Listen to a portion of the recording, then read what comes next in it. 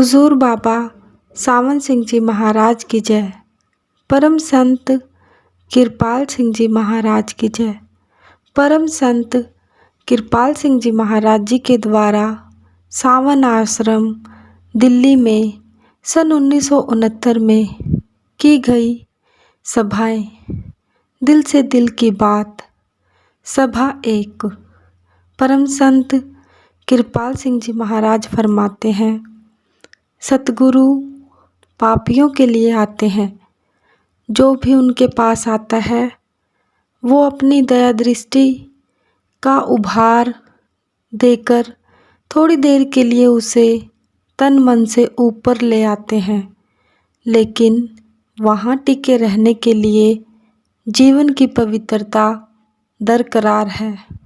पापी से पापी, दुराचारी से दुराचारी व्यक्ति को भी वो देहा आभास से ऊपर ले आते हैं। वहाँ दरवाजे से झांक कर देखें तो हमें रोशनी नज़र आती है। जो लोग दुनिया और दुनियादारी में ज़्यादा फंसे हुए नहीं तो वहाँ ऊपर टिके रह सकेंगे। इसलिए परमार्थ लाभ के लिए जीवन की पवित्रता जरूरी है। सत्संग सतगुरु दयाल हर एक को दया दृष्टि का उभार देकर ऊपर उठाते हैं। पापी से पापी को भी उन्हें पापी से प्यार है। आत्म अनुभव की नगद पूंजी देते हैं ताकि वो आगे कमाई कर सकें। नियमित रूप से साधन अभ्यास द्वारा उस पूंजी को बढ़ा सकें। जब तक किसी इंसान को मन इंद्रियों से ऊपर ना लाया जाए, वह ज्योति को जो उसके अंतर में है कैसे देख सकता है। जब वह देह आभास से ऊपर आ जाता है तो वो कुछ इस प्रकार का अनुभव है जैसे कोई सीढ़ियाँ चढ़कर ऊपर छत पर आ गया हो। जब वो 9 द्वारों से ऊपर 10वें द्वार के करीब पहुंचता है तभी ज्योति के दर्शन उसे होते हैं, उससे पहले नहीं। आत्म अनुभव की ये पूंजी सतगुरु दयाल हर एक को देते हैं। सवाल यह है कि जो आदमी ज़्यादा फंसा हुआ है, बुरी तरह लंपट है दुनिया में, उसे जीवन में बदलाव लाना होगा। इसलिए नेक पाक सदाचारी जीवन बनाने का आदेश दिया जाता है। मैं एक मिसाल दूं। एक ज़माना था कि धोबी कपड़े को पत्थर पर पटक पटक कर साफ करते थे। आज ड्राई क्लीनिंग का ज़माना है। मैले से मैला कपड़ा हो, धोबी धोने से इनकार नहीं करता। उसका रोज का काम है। गुरु का भी यही काम है। पहले ज़मानों में तन मन के विकारों को साफ करते हैं। वो कहते हैं गंदगी छोड़कर ऊपर आ जाओ। जीवन की पड़ताल के लिए हर एक दीक्षित को जो डायरी दी जाती है वह इसी काम के लिए है।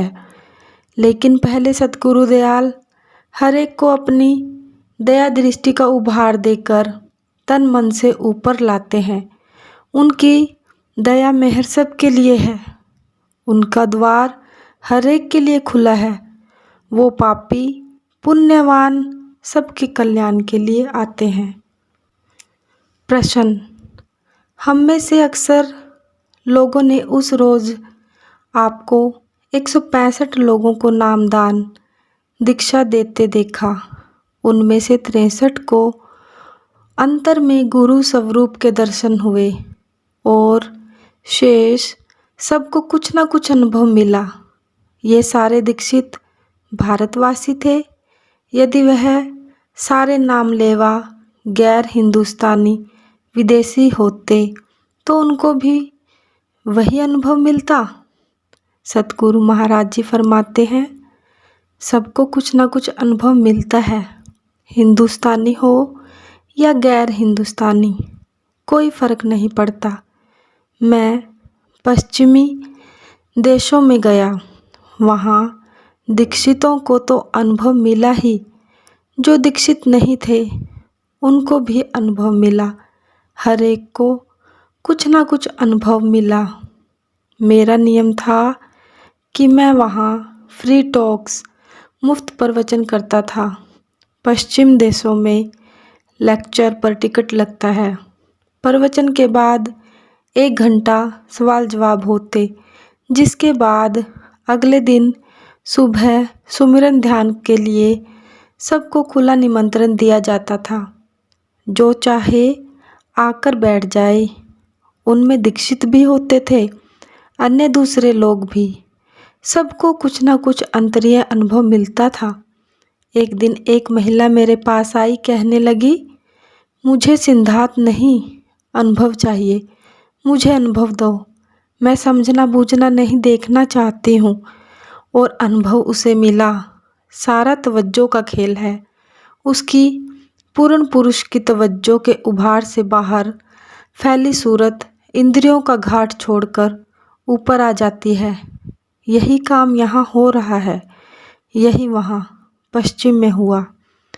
प्रश्न, कुछ लोगों ने इस विद्या को जो आप सिखाते हैं साइंस का नाम दिया है। अब साइंस का मतलब हम यही लेते हैं कि उसमें एक विधि को अपनाकर सही तरीके पर तजुर्बा करें तो हर बार एक ही परिणाम होगा। लेकिन यहाँ आत्मविद्या में एक अतिरिक्त तत्व है, गुरु। इस अतिरिक्त तत्व के होते हुए भी आत्मविद्या को हम एक साइंस या विज्ञान कहेंगे। महाराज जी फरमाते हैं, गुरु कौन है? मानव गुरु नहीं, उसमें जो प्रभु सत्ता काम करती है, जो ताकत उभार देकर रूह को जिस्म से ऊपर लाती है, वो गुरु है। छोटा बच्चा घर में माता पिता से, भाई बहनों से सीखता है, स्कूल जाकर अध्यापकों से शिक्षा ग्रहण करता है। इसी प्रकार अध्यात्म विद्या में भी इस विद्या का अनुभवी महापुरुष अपनी तवज्जो का उभार देकर सूरत को तन मन के पिंजरे से ऊपर ले आता है। हर आदमी ये काम नहीं कर सकता। प्रकृति के नियम और विधान के अनुसार हर एक काम का फल मिलता है। कोई कर्म निष्फल नहीं जाता, मगर कुछ ऐसे तरीके हैं जिनसे तरक्की की गति तेज की जा सकती है। जैसे फलदार पेड़ को अगर कुदरत पर छोड़ दिया जाए तो वह 7-8 साल में फल लाएगा, लेकिन अगर वैज्ञानिक ढंग से उसकी प्रतिपालना की जाए तो वैज्ञानिक खुराक उसको दी जाए तो वह 3-4 साल में ही फल देने लगेगा। तो जिस्म से ऊपर आने का अनुभव समर्थ पुरुष की दात देन है, उसकी तवज्जो का उभार है, जो जिज्ञासु की आत्मा को मन इंद्रियों से ऊपर आकर आत्म अनुभव पाने में सहायक होता है। तो यह दात पश्चिम के लोगों को दी गई है। मैं ग्रीस, यूनान की राजधानी एथेंस गया। वहाँ मैंने प्रवचन किया, ग्रीक भाषा में नहीं। मैं नहीं जानता था ग्रीक भाषा। प्रोफेसर हालास ने मेरे प्रवचन का ग्रीक भाषा में अनुवाद किया। प्रवचन समाप्त हुआ तो सवाल जवाब का सिलसिला शुरू हुआ। अंत में मैंने कहा, आप लोग कल सुबह मेडिटेशन सिटिंग सुमिरन ध्यान में बैठक के लिए यहाँ आ जाएं। अगले रोज 50-60 आदमी आए। सबको अंतरीय अनुभव मिला। अब तो भगदड़ मच गई, लोग भाग भाग कर आने लगे। प्रोफेसर हालास ने एक मोटी पुस्तक लिखी है जिसमें बताया गया है कि पुरातन काल में यूनान में फिसागोरस तथा सुकरात भी यह विद्या सिखाते थे। उन्होंने इस संदर्भ में उनके कथन भी प्रस्तुत किए हैं। मेरा फोटो भी उन्होंने किताब में दिया है, जिसके नीचे लिखा है कि इस पुरातन विद्या को इस जमाने में इन्होंने महाराज कृपाल सिंह जी ने ताज़ा किया है। तो यह रूहानियत की दात आज भी लोगों को मिल रही है। उसे केवल बनाए रखने का सवाल है। दुनिया को छोड़ने की ज़रूरत नहीं।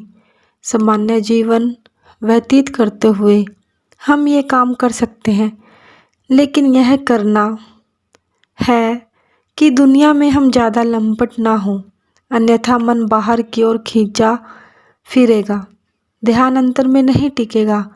आत्मनिरीक्षण की डायरी जो आपको दी गई है वह इसी मतलब के लिए है। गुरु का काम तवज्जो का उभार देकर आत्मा को जिस्म से ऊपर लाना है। उभार देने वाली ताकत इंसान की नहीं, वो उस करण कारण प्रभु सत्ता का काम है जो गुरु के मानव तन में काम करती है। प्रश्न जरा निचले स्तर का सवाल है। एक दीक्षित जब किसी अन्य व्यक्ति को नाम दिलवाने के लिए सिफारिश करता है तो क्या उस व्यक्ति के कर्मों का थोड़ा भार उसे भी उठाना पड़ता है? महाराज जी ने फरमाया, बिल्कुल नहीं। भेजने वाला गुरु के पास परमात्मा है, सिफारिश करने वाला निमित्त मात्र है। जिनकी जमीन तैयार है, प्रभु किसी भी हीले वसीले से उन्हें गुरु से मिलाने का सामान करता है। ऐसे जिज्ञासुजन किसी परिचित व्यक्ति से सुनकर, अखबार पढ़कर अथवा किसी अन्य सूत्र से सूचना पाते हैं। उन्हें गुरु से मिलने का सामान प्रभु आप करता है। गुरु उन्हें नामदान देता है। गुरु की स्वीकृति से बाहर देशों में उसके किसी प्रतिनिधि द्वारा भी दीक्षा या नामदान दिया जाता है, मगर तवज्जो उसी की गुरु की ही काम करती है। गुरु सत्ता सर्वव्यापक है, सर्वज्ञ है। थोड़ी तवज्जो देकर वह गुरु शिष्य की आत्मा को जिस्म से ऊपर ले आता है। हर एक को जैसा जिसका पात्र हो आत्म अनुभव की दात मिलती है। ना मिलने के कारण ये होता है कि जिज्ञासु या तो जल्दी में होता है या थका हुआ। ऐसी हालत में मैं ग्रुप लीडर को आदेश देता हूँ कि उस व्यक्ति को दोबारा भजन पर बैठाया जाए। जब वो बिल्कुल ताज़ा दम हो तो सारा काम वो गुरु आप करता है, शिष्य को अपने चरणों में लाने से धूर्धाम पहुँचाने तक। गुरु अर्थात करण कारण, प्रभु सत्ता कहो, कुछ भी नाम रख लो उसका। प्रश्न एक और सवाल है शाकाहार के बारे में। यदि किसी दीक्षित को घर पर किसी रोगी की देखभाल का काम सौंपा गया हो और वह रोगी कहे मैं तो मांस खाऊंगा, यदि दीक्षित उसे मांस पका कर दे तो उस पर कर्म का भार पड़ेगा? महाराज जी फरमाते हैं, यदि वो ड्यूटी के अंतर्गत ऐसा करता है तो उसकी कोई जिम्मेदारी नहीं। जैसे आप कहीं नौकर हों या सेना में मुलाजिम हों और अधिकारी हुक्म दे यह काम करो, तो उस काम की जिम्मेदारी अधिकारी की है। अफसर हुक्म दे फायर अर्थात गोली चला दो, तो सैनिक गोली चला देता है। जिम्मेदारी अधिकारी की है, सैनिक की नहीं। सैनिक तो ड्यूटी का बंधा हुआ है, वह मजबूर है। करता न बनो तो कोई दोष नहीं, तुम बच जाओगे। बाबा जैमल सिंह जी महाराज फौजी थे। उन्हें फायरिंग लाइन अर्थात मोर्चे पर ड्यूटी देनी पड़ती थी। एक बार उन्हें रेजिमेंट को मांस पकाकर खिलाने का आदेश हुआ। उन्होंने आदेश का पालन किया क्योंकि वो ड्यूटी पर थे। यदि आप करता बनो तो सारी जिम्मेदारी आपके सिर पर पड़ जाती है। अफसर जब हुक्म देता है गोली चलाओ, आप गोली चला देते हैं, अपने इरादे से नहीं, अधिकारी के आदेश से। जिम्मेदार अधिकारी हैं, आप नहीं। प्रश्न दूसरे लफ्ज़ों में, यदि अनजाने में हम एक कीड़ी को पानी में बहा दें तो पाप नहीं लगेगा, पर जानबूझकर इरादे के साथ ऐसा करें तो पाप के भागी होंगे? महाराज जी फरमाते हैं, श्वास लेने तक हम पाप के भागी बनते हैं। हर सांस के साथ असंख्य कीड़ों की हत्या हो रही है जिन्हें हम देख नहीं रहे। ऊंची चीज़ों के लिए निचले दर्जे की चीज़ों को कुर्बान करना पड़ता है। पाप से बच नहीं सकते तो कम से कम पाप करें। सब्जी खाने में भी हम पाप करते हैं। पत्थरों तक में जीवन है। ठीक उसी तरह जैसे शाक सब्जी में, कीड़ों मकोड़ों, पशु पक्षियों और इंसान में, मगर इंसान में वह अधिक विकसित रूप में है। यह सारी सृष्टि 5 तत्वों पृथ्वी, पानी, हवा, अग्नि और आकाश से बनी है। सब्जी में जल तत्व प्रबल है, बाकी 4 तत्व गौण हैं। 10 किलो सब्जी धूप में रख दो, सूख कर आधा किलो रह जाएगी। तो प्रमुख तत्व उसमें जल है, जिंदगी उसमें भी है। कीड़े मकोड़ों में 2 तत्व प्रबल हैं, पृथ्वी और अग्नि। इसी तरह पक्षियों में 3 तत्व और पशुओं में 4 तत्व प्रबल है। इसलिए सब्जी से ज़्यादा पाप कीड़ों को मारने, कीड़े से ज़्यादा पक्षी और पक्षी से अधिक पशु को मारने में है। इंसान में 5 तत्व पृथ्वी, पानी, हवा, अग्नि और 5वां तत्व आकाश, जो किसी अन्य प्राणी में नहीं है, संपूर्ण अवस्था में है। इंसान 5 तत्वों संपूर्ण प्राणी है। इंसानी कानून के मुताबिक इंसान को मारने की सज़ा मौत है। एक चौपाई की हत्या की सज़ा सिर्फ जुर्माना है, केवल उसकी कीमत भर दो। और अगर पक्षी की हत्या कर दो तो कौन पूछता है।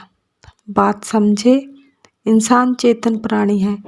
आकाश तत्व होने करके वो विवेक रखता है, अर्थात सत्य असत्य का निर्णय कर सकता है। इंसान में 5 तत्व पूर्ण है, पशुओं में 4, पक्षियों में 3, कीड़े मकोड़ों में 2 और सब्जी में सिर्फ 1 तत्व प्रबल है। तो एक तत्व संपूर्ण सृष्टि सब्जी की हत्या से आदमी जिंदा रह सकता है। यद्यपि वह भी पाप है, मगर उसके बिना कोई चारा नहीं। एक रास्ता है पाप से बचने का कि हम आपा भाव छोड़कर हरी इच्छा समर्पित हो जाएं। कॉन्शियस को worker of the divine plan, अर्थात उस करण कारण प्रभु सत्ता के सचेतन सह कार्यकर्ता बन जाए। प्रश्न, ये दिलचस्प मुहावरा आपने प्रयोग किया, कॉन्शियस को worker of the divine plan, अर्थात हर इच्छा समर्पित होना, प्रभु का सहायक कर्ता बन जाना। ऐसे व्यक्ति की पहचान क्या है? महाराज जी फरमाते हैं, गुरु कृपा से जब अंतर की आँख खुलती है तो आदमी देखता और अनुभव करता है कि वो प्रभु करनहार है, सबका प्रतिपालक और जीवन आधार है। जन जन में और कण कण में वो उस प्रभु की ज्योति को देखता है तो उसका आपा भाव मिट जाता है, वो पूर्णतः हरी इच्छा समर्पित हो जाता है। ऐसे व्यक्ति को हम कॉन्शियस को worker of the divine plan, अर्थात करण कारण प्रभु सत्ता का सचेतन सह कार्यकर्ता, ये केवल शब्दार्थ है। हमारे शास्त्रों की परिभाषा में इस अवस्था को हरि इच्छा समर्पण या शरणागति भाव कह सकते हैं। प्रश्नकर्ता, हम फिर वहीं आ गए जहाँ से बात शुरू हुई थी। उस परम सत्ता को देखने के लिए हमें उसी दरवाजे से होकर जाना होगा जिसका जिक्र आपने पहले किया था। महाराज जी फरमाते हैं, निसंदेह उसके लिए गुरु की दया दृष्टि का उभार आपको मिलता है। दीक्षा के समय तन मन से ऊपर लाकर अनुभव की पूंजी हर एक को दी जाती है। सतगुरु अपनी तवज्जो से सूरत आत्मा को स्थूल देह से ऊपर ले आते हैं, मगर वहाँ टिके रहने के लिए ऊंचा जीवन दरकार है। हर आदमी बन रहा है, विकास कर रहा है। पुराने वक्तों में दीक्षा के लिए बरसों तैयारी कराई जाती थी। जब पात्र बन जाता था तभी चीज अर्थात आत्म अनुभव की पूंजी दी जाती थी। अब समय बदल गया है। आज कौन काम धंधे छोड़ बरसों गुरु चरणों में रहकर परमार्थ के लिए तैयारी कर सकता है। इसलिए सतगुरु पहले दिन ही शिष्य को अपनी तवज्जो का उभार देकर पिंड स्थूल देह से ऊपर ले आते हैं। साथ में जीवन की पड़ताल का आदेश देते हैं, जिसमें पात्र साथ साथ बनता रहे और शिष्य परमार्थ पथ पर अबाध गति से आगे बढ़ता चला जाए। प्रश्नकर्ता, एक कहानी मैंने सुनी है आपके बारे में। यह आपके गुरुदेव श्री हुजूर बाबा सावन सिंह जी महाराज जी के बारे में, कि कोई व्यक्ति आकर कहने लगा, मुझ पर दया करो, मुझे तन मन के पिंजरे से ऊपर ले चलो। वह व्यक्ति इस योग्य नहीं था, उसका पात्र नहीं बना था। जब उसकी सूरत को ऊपर खींचा गया तो उस पर जैसे बिजली टूट पड़ी हो। क्या आप इस बारे में कुछ कहना चाहेंगे? महाराज जी फरमाते हैं, बिजली कुछ नहीं, मेरठ की बात है। एक व्यक्ति मेरे पास नाम लेने के लिए आया। मैंने नाम देकर उसे भजन पर बिठा दिया। उसे कोई अनुभव ना हुआ। दोबारा फिर से उसे बिठाया गया। उसकी सूरत पिंड से ऊपर ना उठी, क्योंकि वो बाहर से ध्यान नहीं हटा सका। दूसरे, उसका ख्याल श्वास में रहा। मैंने उसे कहा, मैंने तुम्हें यहाँ भजन पर बिठा दिया है। जब घर जाकर जैसे मैंने बताया है उस तरीके से भजन बैठ जाओ, अनुभव तुम्हें अवश्य मिलेगा। अगले दिन वह सुबह सवेरे आया, कहने लगा, मैं घर जाकर भजन बैठा लेकिन अनुभव नहीं मिला। मैंने कहा, देखो भाई, यदि मेरे आदेश अनुसार तुम मुंह उधर गुरु की ओर करो तो तुम्हें सुविधा रहेगी। अगर सूरत को जबरदस्ती ऊपर खींचा गया तो तुम्हें तकलीफ होगी, चोट भी लग सकती है। कहने लगा, कोई परवाह नहीं, मुझे पिंड से ऊपर ले चलो। जब उसे थोड़ी तवज्जो दी गई और सूरत ऊपर खींचा जाए तो उसका परिणाम यही होता है, तुम्हारा मुंह उधर प्रभु की ओर हो तो तुम्हें पता भी नहीं चलेगा और रूह पिंड से ऊपर आ जाएगी। बाहर सब तरफ से हटा कर बैठो, जिस्म का ख्याल छोड़ दो, सांस चलता है चलने दो, उधर ध्यान मत दो। यह तरीका है भजन बैठने का। आपका मुंह उधर गुरु की ओर हो तो आसानी रहेगी। आप बाहर दुनिया से बुरी तरह चिपके हुए हैं और वहाँ से आपको जोर जबरदस्ती से खींचा जाए तो तकलीफ होगी ही। प्रश्न, उन दीक्षितों का क्या बनेगा जो नाम लेने के बाद आपके आदेश अनुसार भजन सुमिरन नहीं करते?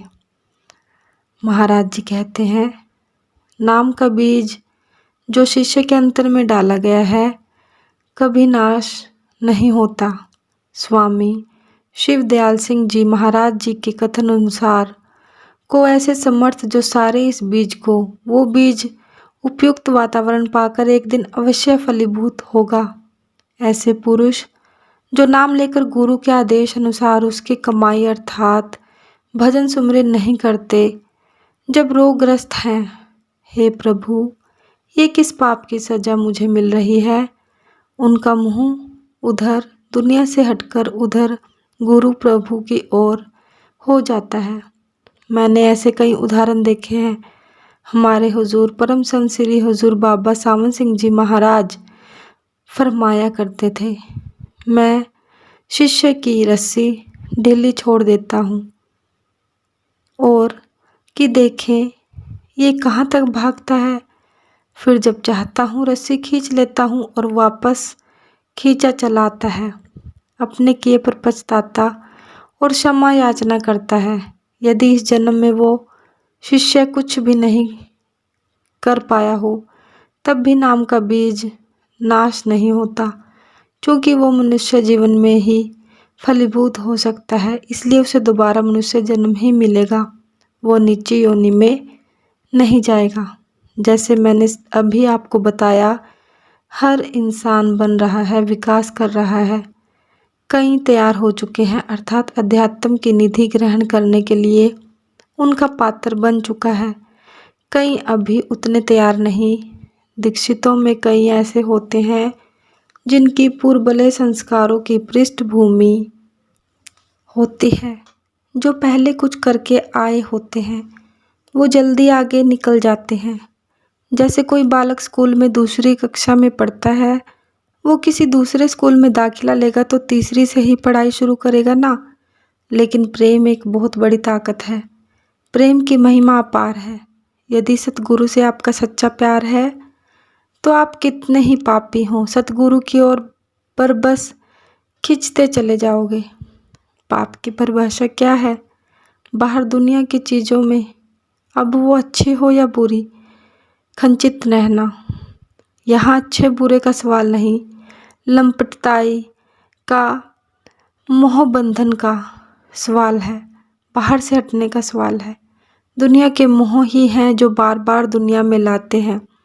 अगर सतगुरु से आपको सच्चा प्यार हो जाए तो मरकर कहाँ जाओगे? जहाँ वो सतगुरु जाएगा। वो सारे बंधनों से आज़ाद है, तो आपको बंधन में लाने वाला कौन है? मगर वो तभी होगा जब सतगुरु से आपका सच्चा प्यार हो, उन पर दृढ़ विश्वास हो। सतगुरु से एकात्मता की ये अवस्था हो कि एक को भरोसो, एक बल, एक आस विश्वास। ऐसे लोग बहुत कम हैं, लेकिन जिन लोगों को थोड़ी जाग लग चुकी है परमार्थ की, उनकी अवस्था उस लकड़ी के समान है जिसे घुन लग जाए। अब बाहर से देखो तो कोई फर्क नज़र नहीं आता, लेकिन अंदर ही अंदर घुन उसे खाए चला जाता है और वो खोखली हो जाती है। जिनको नामदान अर्थात जागृति का अंश मिल चुका है, उनकी अवस्था घुन लगी लकड़ी के समान है। बाहर से वो दुनिया की लंपटताई और मोह बंधनों को अंदर ही अंदर खाए चला जाता है। अंत में संसार की इच्छाओं, कामनाओं से रहित होकर वो पुकार उठता है, हे प्रभु, मुझे रास्ता दिखा, मुझे अपने धाम ले चल। गुरु तुम्हारे अंतर में बैठा, दम दम संभाल, मार्गदर्शन एवं रक्षा कर रहा है तुम्हारी। सिर्फ तुम्हारा मुंह उस तरफ होना चाहिए, मदद मिलेगी। गुरु से जितनी एकात्मता, जितनी दिल से दिल की राह बनेगी, उतना ही तुम्हारी परमार्थ साधना सार्थक तथा फलीभूत होगी। प्रश्नकर्ता: बहुत बहुत धन्यवाद महाराज जी। आपका भी धन्यवाद है सवाल के लिए जो आपने पूछा है। परम संत कृपाल सिंह जी महाराज की जय। हुजूर बाबा सावन सिंह जी महाराज की जय। सतगुरु महाराज तेरा ही आसरा। राधा स्वामी।